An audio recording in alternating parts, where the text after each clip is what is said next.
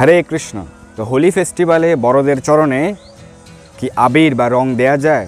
তো সেটি অনেকে প্রশ্ন করেছেন। তো এই হোলি ফেস্টিভ্যাল বা ফেস্টিভ্যাল অফ কালার্স সারা বিশ্বে অত্যন্ত আড়ম্বরপূর্ণভাবে, অত্যন্ত সুন্দরভাবে উদযাপন করা হয়ে থাকে। তো এই বছর 2021 সালের 28 মার্চ রবিবার হোলি ফেস্টিভ্যাল বা দোলযাত্রা মহোৎসব অর্থাৎ ফেস্টিভ্যাল অফ কালার্স অনুষ্ঠিত হবে। তো এই হোলি ফেস্টিভ্যালে বড়দের চরণে কি আবির বা রং দেয়া যাবে? তো এই আবির বা রং কেন দেয়া হয়, কিভাবে এই আবির বা রং দেওয়ার প্রচলন হয়েছিল, তো সেটি আমরা একটি ভিডিওতে আলোচনা করেছিলাম। এবং এই হোলি ফেস্টিভ্যালের 5টি কারণ আমরা একটি ভিডিওতে আলোচনা করেছিলাম। যে এই দিনে ভগবান কেশী নামক দানবকে হত্যা করেছিলেন, এই দিনে ভগবান অরিষ্টাসুরকে বধ করেছিলেন, এই দিনে পরম পুরুষোত্তম ভগবান শ্রীকৃষ্ণ শ্রীমতী রাধা ঠাকুরানীকে আবির দ্বারা রঞ্জিত করেছিলেন, এই দিনে পরমেশ্বর ভগবান শ্রীকৃষ্ণ চৈতন্য মহাপ্রভু তিনি আবির্ভূত হয়েছিলেন, এই দিনে হিরণ্যকশিপুর বোন হোলিকা কর্তৃক প্রহ্লাদ মহারাজকে নিধন করার যে প্রচেষ্টা করেছিল হিরণ্যকশিপু এবং তার বোন হোলিকাকে দিয়ে অগ্নিকুণ্ডে, হোলিকার কুলে প্রহ্লাদ মহারাজকে রেখে অগ্নিকুণ্ডে হোলিকা ঝাঁপ দিয়েছিলেন, কিন্তু আলটিমেটলি প্রহ্লাদ মহারাজ সুরক্ষিত ছিলেন এবং হোলিকার মৃত্যু হয়েছিল এবং সেই ঘটনাটি এই দিনে ঘটেছিল। তো সেই কারণে এই ফেস্টিভ্যালটির নাম হচ্ছে হোলি মহোৎসব বা হোলি ফেস্টিভ্যাল। তো এই দিনে ভগবান পুতনাকে বধ করেছিলেন। তো এই 5টি মাহাত্ম্য আমরা বিশদভাবে আলোচনা করেছিলাম, ডেসক্রিপশন বক্সে ভিডিও লিঙ্ক দেওয়া আছে, আপনারা দেখে নিতে পারেন।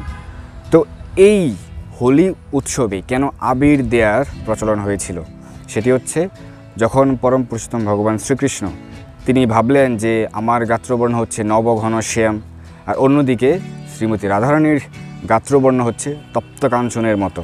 তিনি ভাবলেন যে আমি হচ্ছি নবঘন শ্যামবর্ণ আমার, আর রাধারানী এত সুন্দর তপ্ত কাঞ্চনের মতো ওনার শরীরের বর্ণ। তো তিনি তখন যশোদা মাতাকে প্রশ্ন করলেন যে এরকম কেন হলো, আমি কেন শ্যামবর্ণ আর রাধারানী কেন তপ্ত কাঞ্চনের মতো?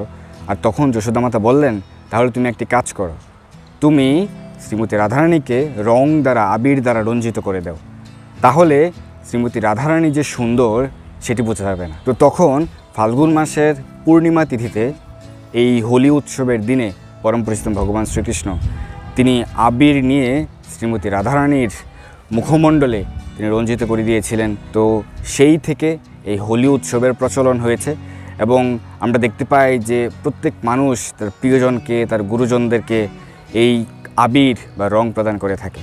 তো সেই কারণে অনেকে প্রশ্ন করেন যে আবির কি গুরুজনদের বা বড়দের চরণে কি দেয়া যাবে কিনা। তো এই আবির দেয়ার যে প্রচলন সেটি করেছিলেন ভগবান, আর এই কাজটি করতে হয় ভগবানের সন্তুষ্টির জন্য। এই জড়জগতের প্রত্যেকটি বস্তু হচ্ছে ভগবানের সন্তুষ্টির জন্য, এই জড়জগতের প্রত্যেকটি কার্যই ভগবানের সন্তুষ্টির জন্য। এবং ভগবানই হচ্ছেন পরম ভোক্তা, ভোক্তারাম যজ্ঞ তপসাম, একমাত্র ভোক্তা হচ্ছেন ভগবান শ্রীকৃষ্ণ। এবং ভগবানের সন্তুষ্টির জন্যেই আমাদের সকল কার্য করা উচিত। আর সেই কারণে এই আবির ভগবানের শ্রীচরণে নিবেদন করতে হবে। এই হোলি উৎসবের দিনে আমাদের উচিত আবির বা রং পরম পুরুষোত্তম ভগবান শ্রীকৃষ্ণের চরণে, শ্রীমতী রাধা ঠাকুরানীর চরণে, মহাপ্রভুর চরণে নিবেদন করা। এবং সেই প্রসাদী আবির আমরা আমাদের গুরুজনদের বা আমাদের আত্মীয়দের বা আমাদের বন্ধু বান্ধবদের কপালে আমরা দিতে পারি, আশীর্বাদ স্বরূপ, ভগবানের আশীর্বাদ স্বরূপ আমরা তাদের কপালে দিতে পারি। তো কোনোভাবেই সেই আবির তাদের চরণে দেয়া ঠিক হবে না। এবং অনেকে ভাবেন যে তাহলে আমরা ভগবানের চরণে দিলাম না, ভগবানকে অফার না করে আমরা গুরুজনদের চরণে দিলাম।